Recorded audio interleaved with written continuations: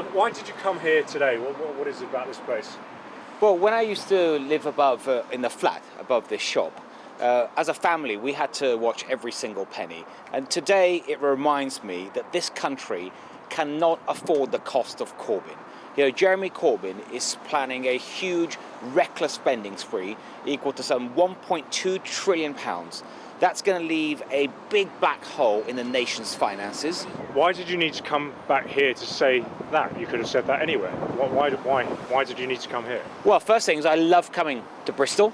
So I still have so many friends and family, including in this place, in this area that we're in now.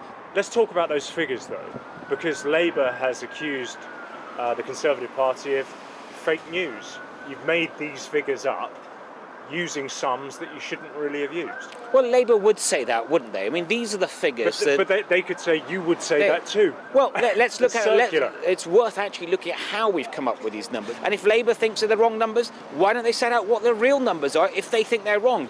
So if you haven't come forward with your own figures, why should anybody trust the Conservative Party when it comes to Labour's figures? Well, this isn't some kind of political game. This is about consequences on real, hard-working people. Labour will take this country back to an economic crisis like every Labour government in history has done.